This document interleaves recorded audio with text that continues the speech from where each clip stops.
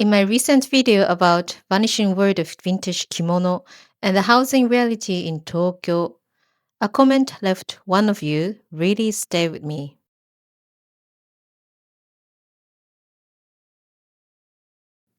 You asked, did Japan forget tradition and appreciation? It's a painful question, but when you look at how fast the modern world moves here, it's easy to feel that way.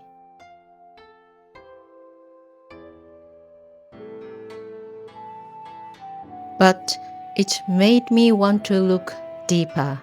Is traditional Japan really dying, or are we just looking in wrong places?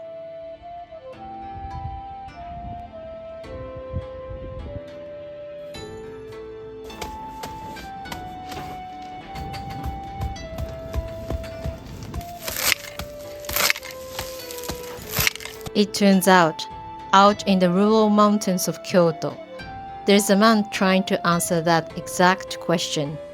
He isn't saving silk. He's saving entire homes. とんでもございません。2階に物を置かないと乾かない。普通の蚊帳。おお。オランダなんかはこのヨシが主流なんですよ。この長くてツルツル。To get to him, you have to leave the crowds of central Kyoto far behind. It takes 2 hours, switching from local trains to a winding mountain bus to reach a hidden pocket of history, Miyama. Our journey begins on a local bus, slicing through the busy, crowded streets of central Kyoto. When we look at Japan from the outside, this is often all we see. A hyper-efficient, fast-paced neon metropolis that feels completely invincible, constantly moving forward. But to find the soul of this country, you have to leave the main tourist tracks behind. I head into the station to catch the JR line, heading north into the mountains.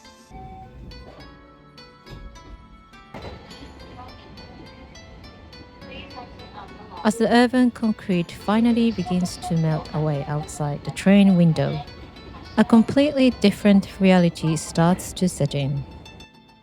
The modern world is pulling everywhere into the hyper-dense megacities, but in doing so, it is leaving a massive, quiet void right behind it in the countryside.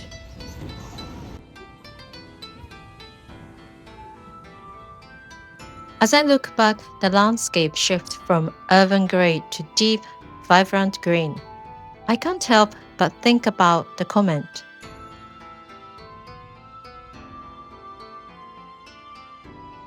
But when you look at the demographic, it might not be a lack of appreciation. It might be a lack of people. Right now, Japan is facing one of the most severe demographic shifts in human history.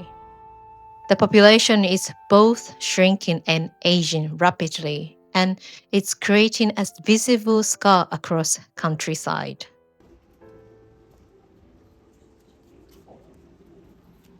That has led to a quiet nationwide phenomenon called Akiya crisis. Akiya literally translates to empty house. Right now across Japan, there are nearly 10 million abandoned homes sitting completely vacant. That is roughly 1 in every 7 properties in the country.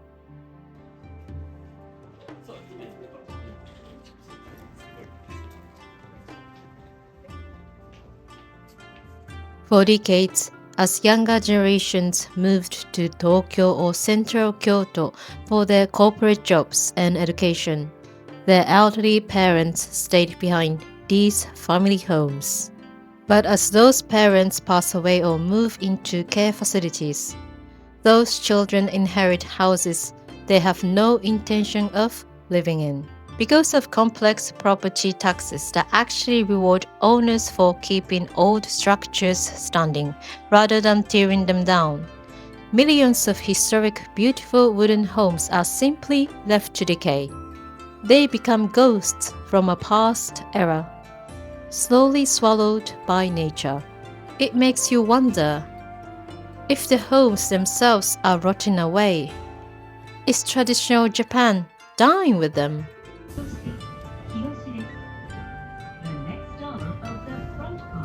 After the train comes the final leg of the journey, a winding mountain bus that climbs higher into the northern valleys of Kyoto Prefecture.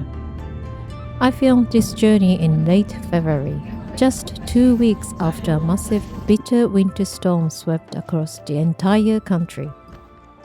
Back in the concrete streets of central Kyoto, the snow has already vanished, melted away by the fast, warm rhythm of city life. But up here, high in the mountains, time moves differently. The winter chill refuses to leave, and thick blankets of snow still heavy on the ground.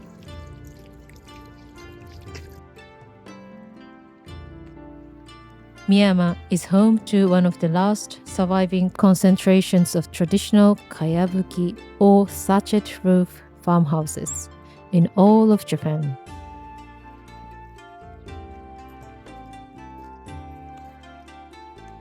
These aren't museum exhibits. People actually live here, but keeping these ancient structures alive in modern Japan is nearly impossible to do alone.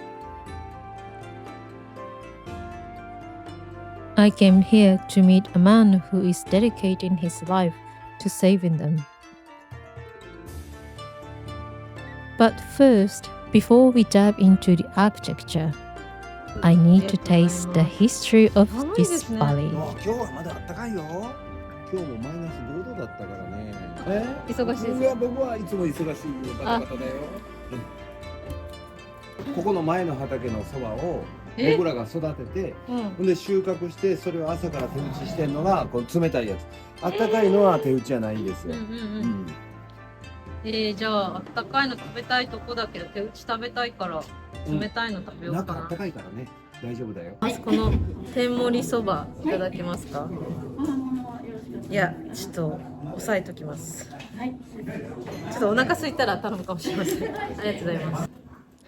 What makes this specific restaurant so incredible is its radical connection to the land right outside its door.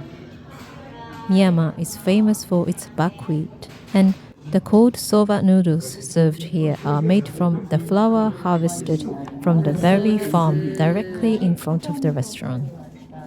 自分でわかりました。ありがとうございます。これって何ですか？ささみです。ささみで野菜。はい。ありがとうございます。This is the ultimate expression of Jisan Jisho, a Japanese philosophy meaning locally produced, locally consumed. In modern cities, our food travels thousands of miles, wrapped in plastic, completely disconnected from the earth. But here, the distance from the soil to your chopsticks is just a matter of steps. In Japan, slurping your soba is a vital part of the experience.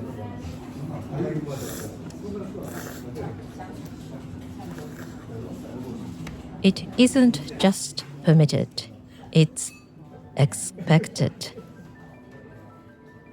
By drawing air into your mouth alongside the noodles, you actually aerosolize the delicate nutty aroma of the buckwheat, allowing you to taste it fully. But on a deeper level, that sound is an audible thank you to the chef and the farmer. It's the sound of pure appreciation. To finish the meal, the server brings out a small pot of soba tsuyu. This is the hot, starchy water that the buckwheat noodles were originally boiled in. You pour this cloudy, steaming water directly into your leftover savory tsuyu, dipping sauce, transforming it into a warm, rich broth. Nothing is wasted. every ounce of the buckwheat flour grown in the valley is honored, consumed, and appreciated.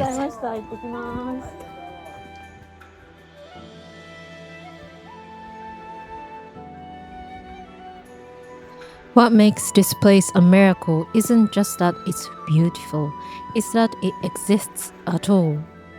Across Japan, modern zoning laws, fire safety regulations, and the sheer cost of materials have made traditional thatched-roof houses almost extinct.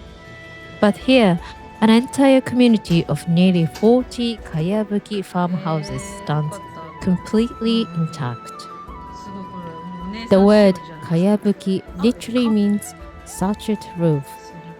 For over 1,000 years, this was the defining landscape of rural Japan.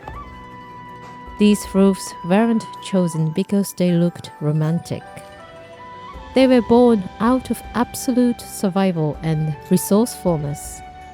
The materials, usually kaya, a tall silver grass, or suzuki, grew wild and abundant in these exact mountains.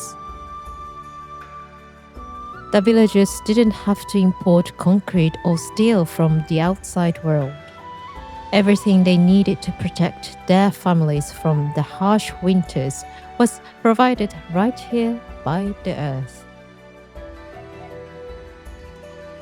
To truly understand how people lived inside these living artifacts, I decided to visit the Miyama Folk Museum, the Miyama 民族資料館. This building is a faithful reconstruction of a traditional 200-year-old farmhouse. The original structure tragically burned down in the late 1990s, but the community rallied together to rebuild it using the exact authentic materials and techniques of the Edo period.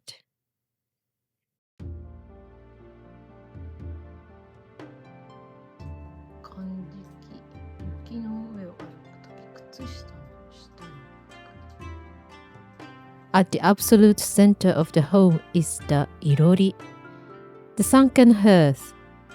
In traditional Japan, the irori was the breathing heart of the family. It was where meals were cooked, where tea was brewed, and where the family gathered every night to stay warm during freezing winters. But the fire served a dual purpose that was critical to the architecture itself. In a modern house, smoke is something we try to eliminate. In a Kayabuki house, smoke is the protector. The smoke from the hearth rises freely up into the open rafters, completely filling the underside of the thatched roof. Over decades, this rising soot coats the grass and the wooden beams in a thick, protective layer of tar. This dark coating naturally repels insects, prevents wood-boring beetles from eating the structure, and dries out any damp moisture trapped in the straw from the rain and snow. Without the daily smoke from the hearth fire, a thatched roof will actually rot and fall apart much faster. The house literally needs human life and fire to survive.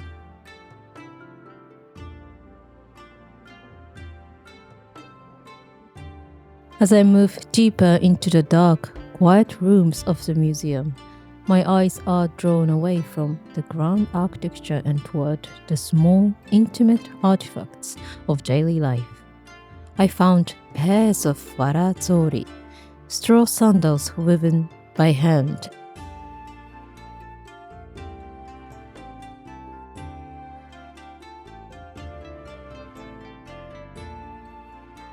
and a nenneko, a thick winter coat used by mothers to carry their babies against the bitter mountain cold. When you look closely at this coat, it is covered in countless meticulous patches. It was never thrown away when it's tore. It was mended over and over again across generations. Nearby sits a vibrant Meisen kimono and a wooden kyodai, a traditional vanity mirror. The wood on the mirror frames bear distinct, beautiful marks where it was broken and carefully repaired. In the West, we often hide our repairs, ashamed of flaws. But in old Japan, a repair was a badge of honor. It was the physical proof of mottainai. The belief that everything has a soul and to waste it is a tragedy. When these straw sandals or thatched roofs finally outlived their usefulness, they weren't tossed into a landfill. They were returned directly to the soil, decomposing naturally back into the earth to nourish the next harvest. The life of an object was a perfect, closed circle. But in modern, fast-paced Japan, that cycle has largely broken down. Thousands of tons of stunning antique silk kimono are discarded or incinerated every single year simply because the modern world has moved on. And that is exactly what I started my own business.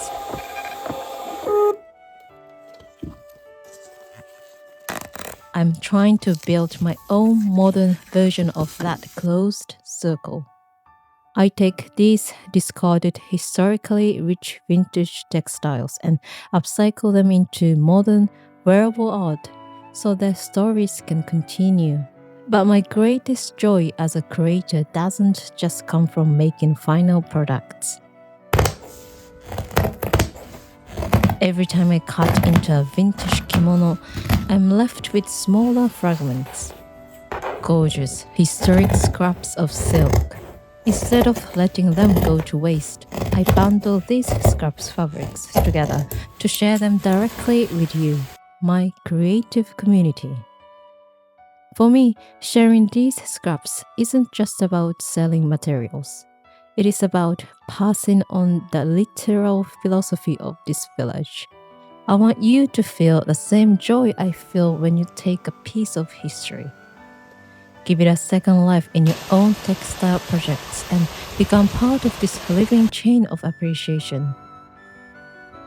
If you want to join us in keeping these traditional arts breathing, please check out the link in the description below.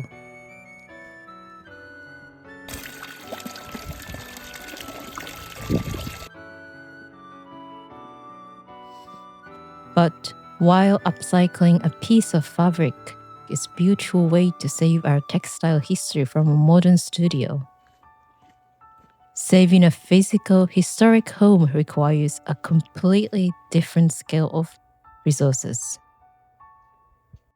とんでもございません。ありがとうございます。寒いですね。寒いでしょ。ありがとうございます。びっくりしたいやー、びっくりしました。雪が残ってるのにびっくりしました。大学院進学で行ったんですけれども、まあいろいろあって、着物と出会い、はいはい。着物のアップサイクルのビジネスを始めて、でそこで YouTube も、まあ、マーケティングのために始めたところ、結構その日本のなんか筆境とか訪れる皆さん喜んでいただけて、今回はちょっとミヤマをピックアップさせていただきました。あ、ずれてたらまた会えなくったし。よかったです。ありがとうございます。そうなんですよ。この清瀬は、絶対あるなと。美味しい、美味しい。これそばこれね、なんかすごい美味しい。この村で昔の人たちが漢方薬として飲んでたような文献が出てきてね。はい。なんで、熊笹とか大箱とか、ドクダミとかいろんなものを配合して、昔飲んでたやつをこう再現してるんですよ。If I'm being completely honest with you, I didn't choose to travel 2 hours into these freezing mountains out of a grand sense of cultural duty. When I first planned this trip, I chose Miyama purely because it was beautiful. I thought it would be a gorgeous scenic backdrop for a で YouTube 2階に video. 物を置かないと乾かないんで But as I began to research the local thatching firm and the man who runs it, I realized that there was a profound story hidden beneath these roofs.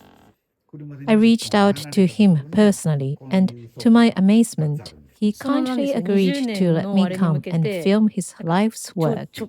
貯蓄してきてるんですか？そうです。これにはかやぶきのゴミは肥料になるんで、ああして積んであって田んぼに入れるんです。 Chatting with him, you quickly realize he isn't just a businessman. He is a visionary. He grew up right here in this valley, surrounded by these thatched houses. To him, as a child, Kayabuki wasn't a historic relic. It was just normal daily life. だとしてもいろいろ持って帰れたり But します。 as the modern economy shifted, he took a standard corporate job. 昔この奥スキー場ありましたもん。今はもうちょっと暖冬になってきたんで、はい。雪少なくなって、もう人もいない。大体11月の末ぐらいに刈るんですよ。で、ああいう風にしてこう、塚にして立てとくんですよね。で、それの体験。で、これもね、昔はもうこんな冬なんか観光客一人もいなかったのに、もう今やもう年間25万人ですわ。Then in his 30s, a sudden opportunity changed everything. He traveled to England. Standing in the English countryside, he was completely captivated by how beautifully the British had preserved, maintained, and proudly marketed their own historic thatched cottages to the world. It sparked an epiphany. He looked back at his own childhood home and realized that the heritage he left behind didn't need to be abandoned. It needed to shine again. For over 20 years now, he has dedicated his entire life to the preservation of thatched houses. Today, his passion has blossomed into a professional firm with tens of employees, managing heavy restoration projects all over Japan.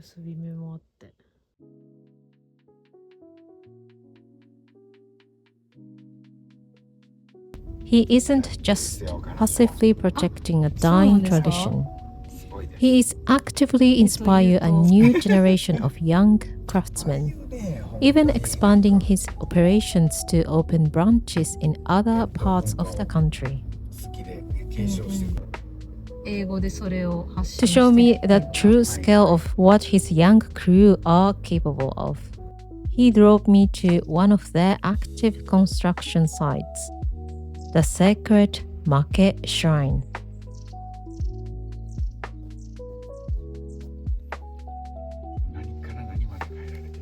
Located here in Nantan City, this ancient sanctuary has stood for over 1,000 years. Originally listed in the Heian period records as a grand imperial shrine dedicated to the gods of food and agriculture. The massive moss-covered thatched roof structure sheltering the main hall is one of the largest in the entire Kyoto prefecture. Designated as a protected cultural asset, it is so deeply atmospheric and frozen in time that it's famously used as a filming location for historical Japanese movies. こんにちは、佐藤です。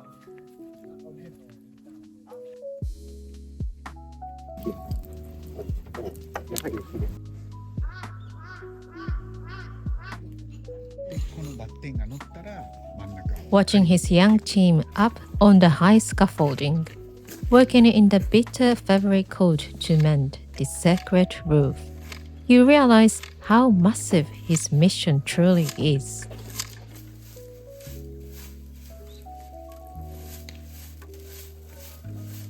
His mission isn't about preserving timber and dried grass. It's about people. He's fighting to ensure these young craftsmen feel an immense sense of pride in what they do, while providing them with a steady, highly respectful income that honors their specialized skill. But the battle is steep. Modern fire and construction legislation in Japan no longer allows people to build new traditional thatched homes from scratch. To survive, the system has to evolve. He is currently building a new blueprint for Miyama, developing sustainable tourism where visitors don't just walk past these homes, but actually stay inside them, breathing life back into the empty walls. He is streamlining the entire process, building efficient storehouses to harvest and distribute kaya grass smoothly across Japan. It is an uphill battle against time, demographics, and modern laws, but it is how the chain of appreciation expands. As I look back the video clips now and thought about the comment again, has Japan forgotten appreciation? Modern life moves fast, yes. Millions of kimono are discarded and old villages are emptying out. But here in the mountains of Kyoto, I found my answer. Traditional Japan isn't dying. It's breeding, changing, and fiercely protected by people who refuse to let the thread snap. Whether if it's centuries-old silk or a thatched roof in the mountains, tradition dies only if we stop caring. But as long as there are hands willing to rebuild, the soul of Japan remains very much alive. And keeping these traditions alive is a practical choice we can make together. If you want to see what happens behind the scenes after the journey ends, join my community on Patreon. This week, I'm documenting the raw process of sorting through the historic fabrics I've rescued from Japan, deciding exactly what to create for my next unique drop. The link to join the community is in the description below. Thank you so much for traveling into the mountains with me today. I'll see you in the next adventure. またね。